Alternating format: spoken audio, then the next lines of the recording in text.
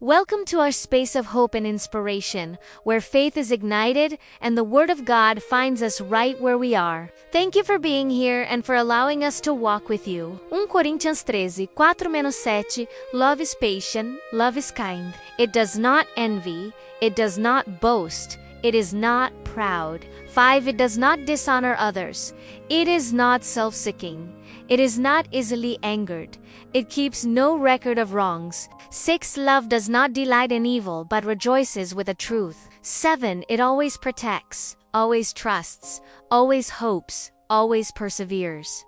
Do you know what the strangest thing about love is? We seek it as if it were a destiny, but we experience it as if it were a mistake. Have you noticed how people talk about love as if it were a prize you win at the end of a movie? Someone who arrives, saves you, completes you, makes you whole. But no one tells you that real love isn't an ending. It's a daily act, a choice, a muscle you train when you have no strength left. Today, I'm not going to talk to you about romantic love.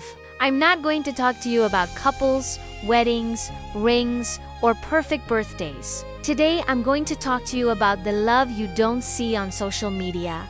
The love without filters. The love that isn't posted. The love that sits on the bed next to someone who doesn't speak, who only breathes heavily, who doesn't smile, who doesn't answer messages, and yet doesn't leave. That love isn't poetry. It's patience with pain.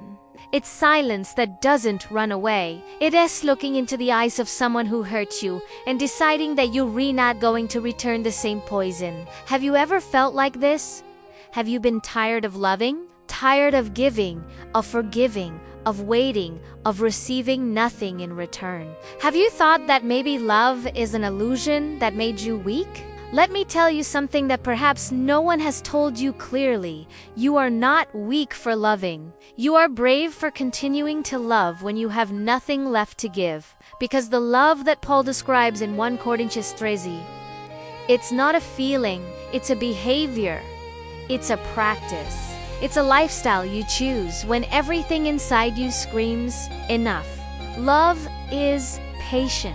It's not the love that gives up at the first sign of trouble. It's not the love that leaves when the other person makes a mistake. It's not the love that tires of the scars. Love suffers, but it doesn't give up. Do you know what suffering means in this context? It's not suffering from physical pain. It's suffering from waiting, from enduring, from not reacting, from not responding in kind, from not drawing your own knife when you've been stabbed with words. And that hurts because the world teaches you to defend your ego, to respond, to be right, to emerge victorious. But love teaches you to lose in order to gain something greater. Peace. Love is gentle, not aggressive, not manipulative, not demanding. How many times have you loved with conditions? If you do this for me, I'll love you. If you change, I'll forgive you. If you give me what you need, you deserve my affection. That's not love. That's a contract. Kind love doesn't negotiate. It doesn't demand. It doesn't evaluate your worth. It simply is like the air, like the sun, like water that doesn't ask if you deserve to drink it. Love isn't envious. Think about it.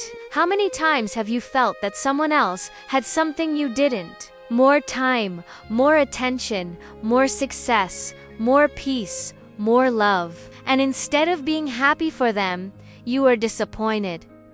You compared yourself. You felt small. That's not love. That's hunger. True love doesn't feed on what others have. It feeds on who you are. And if someone else shines, it doesn't take your light away. It gives it back to you. Because love isn't a cake to be divided into slices. It's a fire. It burns brighter the more people feed it. Love is not boastful.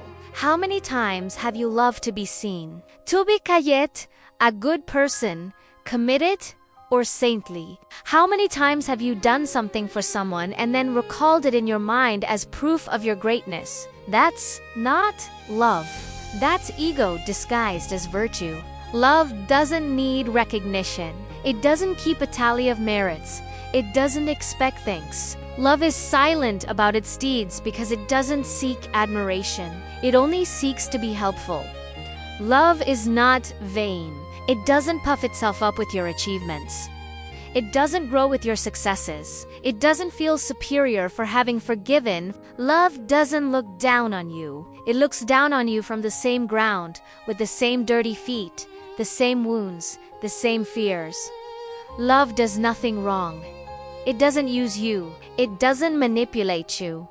It doesn't lie to you for convenience. It doesn't abandon you when it makes you uncomfortable. It doesn't demand that you be someone you're not in order to love you. It doesn't force you to smile when you're sad. Love doesn't blame you for crying. It doesn't turn you into a repair project. Love doesn't treat you like a problem. It treats you like a gift. Love isn't self-serving. Herein lies the most broken point of our culture. We were taught to love in order to receive. To be ugain. Ugay, to be validated. To hear, I love you. But the love Paul describes doesn't expect to receive. It gives without expecting anything in return. Not because it's foolish, but because it knows that true love isn't measured by what you receive, but by what it gives you. And that is the most liberating thing you can do. Stop measuring your worth by the amount of love you receive and start measuring it by the amount of love you give unconditionally. Love isn't irritated. It doesn't get angry over trivial matters. It doesn't hold grudges over past mistakes. It doesn't punish you for forgetting its birthday. It doesn't make you pay for a harsh word. It doesn't make you an enemy for a bad day. Love knows that we are all made up of good days and broken days, and that what defines a relationship, it is not the absence of mistakes, but the presence of mercy. Love does not hold a grudge. Think about that. How many times have you kept an offense as if it were a treasure, as if resentment gave you power, as if remembering the hurt made you stronger? But resentment doesn't protect you. It imprisons you. It makes you a prisoner of someone who is no longer there. Love does not hold grudges. It forgives not because the other person deserves it, but because you deserve peace. Love does not rejoice in injustice. It does not rejoice when someone falls. It does not laugh at your mistakes. It does not feel better because you failed. Love does not enjoy your pain, not even that of your enemy, because it knows that pain is not a victory, but a wound. And love heals wounds, not celebrates them. Love rejoices in the truth. Herein lies the most silent secret. Love does not live in lies. It does not feed on appearances. It does not need you to look good. It does not ask you to pretend. It loves you when you are dirty, when you are confused, when you are angry, when you're sad, when you have no explanations, because it knows that the truth, even if it hurts, is the only foundation upon which you can build something real. Love endures everything, not because it's masochistic, but because it understands that pain isn't the end. It's part of the journey. Love doesn't run away when things get tough. It doesn't leave when the silence becomes heavy. It doesn't give up when the other person walks away. It doesn't fall apart when fear appears. Love stays, even if it doesn't understand, even if it sees no way out, even if it doesn't feel an answer, because it knows that love isn't measured by what it receives, but by what it endures. Love believes everything. It's not naive. It's not foolish. It doesn't believe in what isn't true. But love chooses to believe in the best of you, even when you no longer believe in yourself. It reminds you who you are when you forget. It reminds you that you are worthy when you feel unworthy. It reminds you that you are loved when you feel abandoned. Love doesn't need proof. All it needs is a door ajar. Love waits for everything. It doesn't rush. It doesn't demand immediate results. It doesn't pressure you to change today. It doesn't accuse you of not healing in the time it desires. Love waits, patiently, quietly, with faith. It knows that change isn't an event, it's a process. and that your life isn't a mistake to be corrected. It's a story that deserves time to be written. Love endures all things. Not because it's strong, because it's eternal. It doesn't run out. It doesn't burn out. It doesn't wear out. It doesn't tire. It doesn't give up. It doesn't leave. Because it doesn't depend on you. It depends on Him. And if you can't go on anymore, He keeps going for you without your asking, without you deserving it. Simply because He loves you. Do you know what the deepest part of all this is? That this love isn't a goal, it's a gift. It's not something you must achieve. It's something you already have.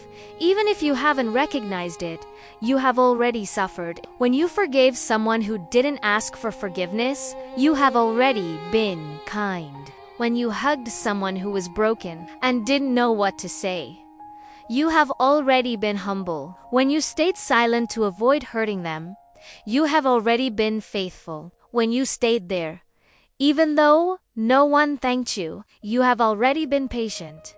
When you waited, even though time didn't give you an answer, you have already been true. When you said, "I'm not okay," and didn't pretend, you have already been strong. Not because you didn't cry, but because you cried and kept going. This love is not an ideal. It is your story, your life, your battle, your silent victory.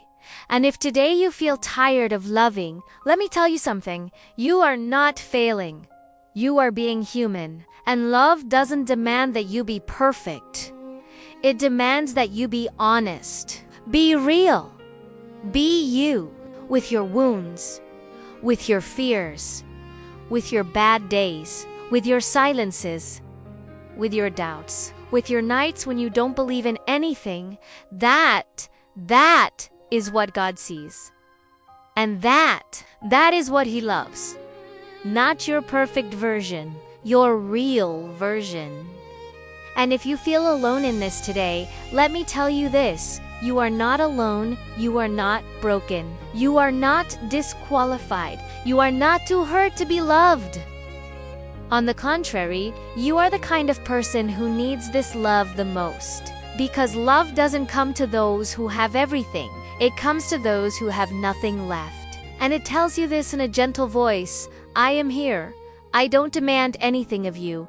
I don't judge you. I don't abandon you. I simply hold you. And if you can't believe it today, it doesn't matter. You don't need to have faith.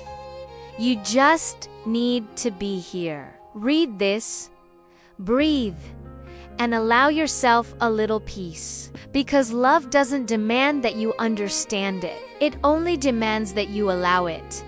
And if you dare to stop looking for love in the wrong places, if you dare to stop demanding that others fill you up, if you dare to return to yourself, to your heart, to your breath, to your silence, to your pain, and say to yourself, here I am. And even if you don't understand, I too can love. I too can suffer patiently. I too can believe in the best. I too can wait. I too can endure, because I too am love. And that is never lost, never is up, never exhausted, never. And if this message touched you, it's because it's not by chance. It's because someone, perhaps even you, needed to be reminded of it. And if you want to continue listening to these voices that don't shout, but whisper, that don't sell solutions, but accompany you in your pain, that don't tell you get up, but tell you I'm here with you, then come. You don't need to have everything ready. You don't need to be perfect. You don't need to have faith. You just need to be. Come to the Gokrip channel. It's a space where you're not asked to be strong, but to be yourself. Where you're not judged for your falls, but for your will to get up. Where you're not required to have answers, only to be willing to listen. Where you're not told be better, but you are already enough. Here there are no formulas, only stories. Here, there is no religion. Only humanity. Here, there are no leaders. Only brothers and sisters. And if you feel alone today, you are not alone. You are here and here. No one abandons you. Not out of obligation, not out of duty, but because love never leaves. And you can continue to. With me. Together.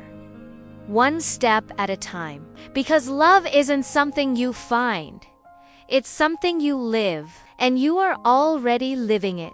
You just need to give yourself permission to see it, to feel it, to believe Italiano. Because you are love, and that is never lost. If this message touched your heart, L-I-K-E, it helped others find it. Subscribe to Gokrip, a truth that not only inspires but transforms. Leave your request in the comments. We are praying for you. You are not alone.